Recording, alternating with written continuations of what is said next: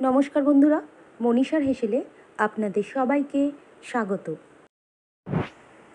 আজ আপনাদের সাথে শেয়ার করব গণেশ চতুর্থী স্পেশাল উকরিচে মোদকের রেসিপি। এর আগেও সুজির মোদকের রেসিপি শেয়ার করা আছে, আপনারা ইচ্ছা করলে সেই রেসিপিটিও দেখে নিতে পারেন। এখানে দুই রকমভাবে মোদক তৈরি করা দেখিয়েছি, আশা করি আপনাদের বুঝতে কোনো অসুবিধা হবে না। একটি মোল্ডের মাধ্যমে, অপর একটি মোল্ড ছাড়া কিভাবে আপনারা সহজে হাত দিয়ে ডিজাইন করে মোদক বানিয়ে নেবেন সেই রেসিপিটি এখানে দেখিয়েছি। এখানে একটি প্যানের মধ্যে প্রথমে দিয়ে দিলাম 1 চামচ পরিমাণ ঘি। ঘিটাকে একটু মেল্ট হতে দেব।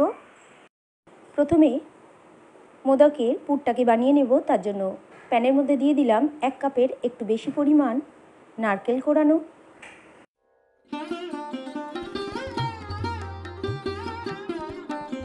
নারকেলটা অল্প একটু ভেজে নেওয়া হয়ে গেলে দিয়ে দিলাম 1 চামচ পরিমাণ পোস্ত, 1/2 চামচ পরিমাণ এলাচের গুঁড়ো দিয়ে দিলাম।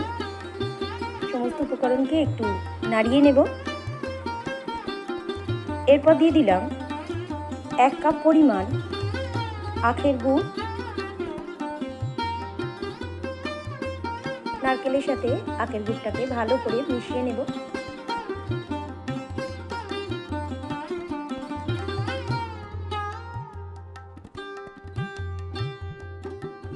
গুড়ের সাথে নারকেলটাকে একটু মিশিয়ে নেওয়ার পর দিয়ে দিলাম 1 মুঠো পরিমাণ বাতাসা দিলে এখানে স্বাদটা অনেকখানি বৃদ্ধি পাবে, তাই এখানে আমি বাতাসাটা ব্যবহার করেছি। এরপর বাতাসাটাকেও সমস্ত কিছুর সাথে ভালো করে মিশিয়ে নিলাম।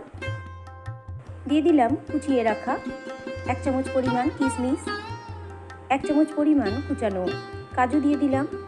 সমস্ত উপকরণকে আবারও ভালো করে মিশিয়ে নেব। নারকেলের পুরটা একটু তৈরি হয়ে আসলে দিয়ে দিলাম 1/2 চামচেরও কম পরিমাণ জায়ফল। পুরটাকে এইভাবে গাঢ় করে তৈরি করে নিতে হবে। পুরটাকে তৈরি করে নেওয়ার পর একটি প্যানের মধ্যেই রেখে দিয়েছি, ঠান্ডা করে নেব। মোদকের ডোটাকে তৈরি করার জন্য এখানে নিয়ে নিয়েছি মোদকের জন্য যে চালের গুঁড়ো পাওয়া যায় সেই চালের গুঁড়ো 2 কাপ পরিমাণ। এরপর দিয়ে দিলাম 1 বড় কাপ পরিমাণ জল। জলটা একটু গরম হয়ে গেলে দিয়ে দিলাম 1 চামচেরও কম পরিমাণ ঘি। আমি এখানে লবণের ব্যবহার করিনি, আপনারা ইচ্ছে করলে লবণ ব্যবহার করতে পারেন।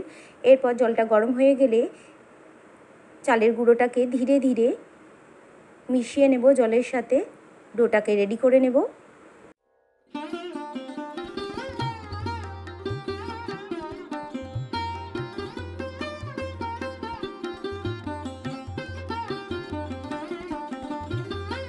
ডোটা এইভাবে রেডি করে নেওয়ার পর 1 ঘন্টার জন্য ঢাকা দিয়ে রেখে দিয়েছিলাম।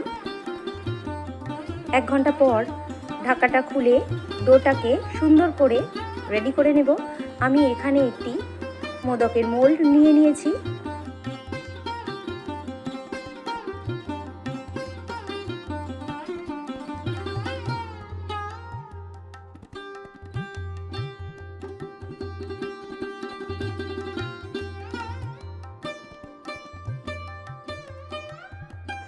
মোদকের জন্য ডোটাকে রেডি করে নেওয়ার পর মোদকের মোল্ডটার মধ্যে একটু ঘি লাগিয়ে নেব।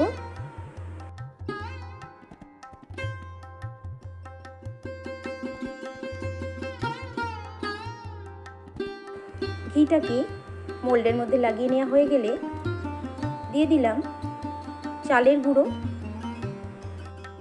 এরপর ডোটা থেকে অল্প অল্প করে ছোট ছোট ডো কেটে নিয়ে মোল্ডের মধ্যে এইভাবে দিয়ে দেব প্রথমে। এরপর যেভাবে পিঠে তৈরি করি সেইভাবে সুন্দর করে মোদকটাকে তৈরি করে নেব। এরপর মোদকের পুরটাকে দিয়ে দিলাম আর অল্প একটু ডো এইভাবে দিয়ে বন্ধ করে দিতে হবে সুন্দর করে। একে একে এইভাবে সমস্ত মোদক তৈরি করে নিয়েছি।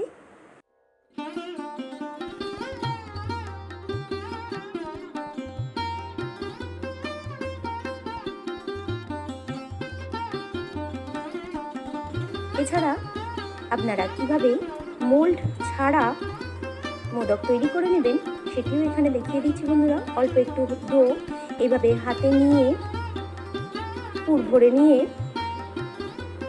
একটি নতুন টুথপিক দিয়ে মোদকের ডিজাইন তৈরি করে নেব।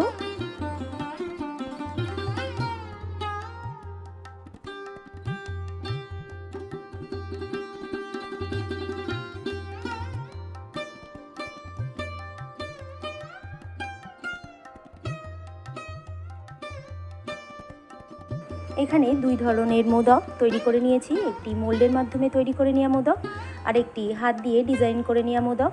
এরপর একটি পাত্রের মধ্যে সমস্ত মোদকগুলোকে রেখে দিয়েছি।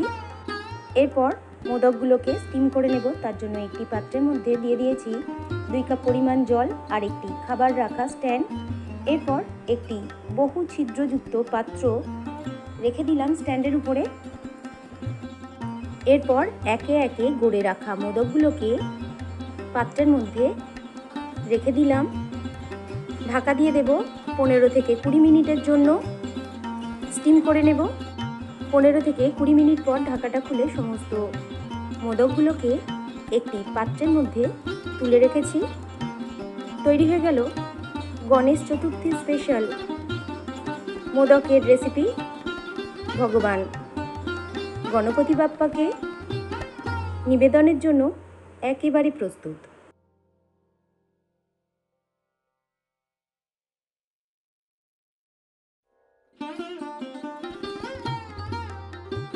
অন্যান্য রেসিপির মতো আজকের রেসিপিটি যদি আপনাদের ভালো লেগে থাকে বন্ধুরা, অবশ্যই আমার এই ছোট্ট চ্যানেলকে এগিয়ে যেতে সাহায্য করবেন, লাইক করবেন, কমেন্ট করবেন, শেয়ার করবেন।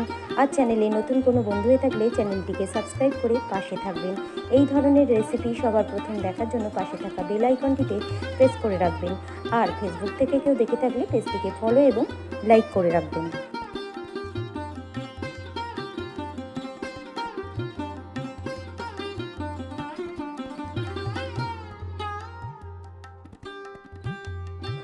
রেসিপিটি শেষ পর্যন্ত দেখার জন্য আপনাদের সবাইকে ধন্যবাদ। সবাই ভালো থাকবেন, সুস্থ থাকবেন।